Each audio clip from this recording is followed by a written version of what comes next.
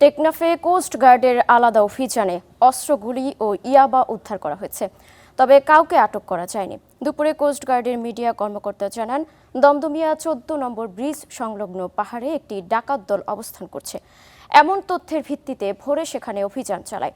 তল্লাশি চালিয়ে একটি বিদেশি রাইফেল ও ম্যাগাজিন, দুটি দেশীয় আগ্নেয়াস্ত্র, 13 রাউন্ড গুলিসহ দেশীয় অস্ত্র উদ্ধার করা হয়।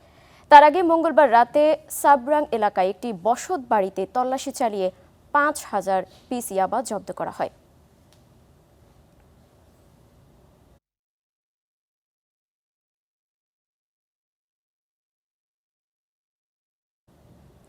এ বিষয়ে জানাতে টেকনাফ থেকে যুক্ত হচ্ছেন সহকর্মী শহীদুল্লাহ। শহীদ, অস্ত্রগুলি উদ্ধারের বিষয়ে কোস্টগার্ড আর কি জানিয়েছে, এ বিষয়ে আর আপডেট কি তথ্য আছে আপনার কাছে জানাবেন।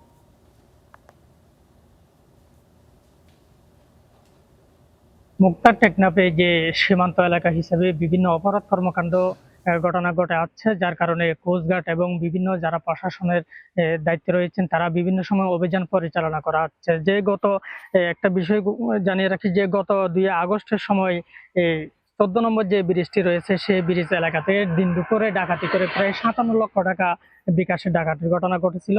সেই কারণে কিন্তু কোস্টগার্ড এবং পুলিশ তৎপরতার মধ্য দিয়ে তারা অভিযান পরিচালনা করা হচ্ছে। গতকালকেও যে 14 নম্বর যে ব্রিজটি রয়েছে সেই জায়গা থেকে ডাকাতের ঘটনা সম্ভাবনা ছিল। সেই তথ্য পাওয়ার পরে কোস্টগার্ড এবং পুলিশ সেখানে অভিযান চালিয়েছে। সেখানে অভিযান চালানোর পরে বিপুল পরিমাণ গোলা বারুদ অস্ত্র উদ্ধার করতে সক্ষম হয়েছে। তবে আমরা কোস্টগার্ডের পক্ষ থেকে যে তথ্য পেয়েছি তারা বলছেন যে টেকনাফে নৌপথ এবং হেজতল থেকে শুরু করে পাহাড়ি যারা সন্ত্রাসীরা বসবাস করছেন তারা অপহরণ এবং ডাকাতির মতো ঘটনা তারা সংগঠিত করছে, যার কারণে কোস্টগার্ডের সদস্যরা বিভিন্ন সময় অভিযান পরিচালনা করা হচ্ছে। তবে আমরা যে স্থানীয়ভাবে যে তথ্য পেয়েছি, কোস্টগার্ডের যে বিভিন্ন সময় অভিযান পরিচালনা করা হচ্ছে, যার কারণে অপরাধ কর্মকাণ্ড কমে আসবে বলে স্থানীয়রা মনে করেছেন। তবে আমরা কোস্টগার্ডের যে যারা দায়িত্বশীল রয়েছে তাদের সাথে কথা বলছিলাম, তারা বলছেন যে টেকনাফের যে বিভিন্ন অপরাধ কর্মকাণ্ড ঘটনা ঘটছে, অপহরণ ডাকাতি থেকে শুরু করে ইয়াবা থেকে যে বিভিন্ন অপরাধ কর্মকাণ্ড ঘটছে,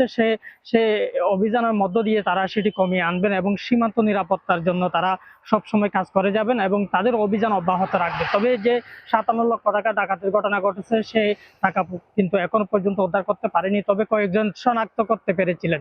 এই ছিল টেকনাফে থেকে সবশেষ। শহীদ, আপনাকে ধন্যবাদ।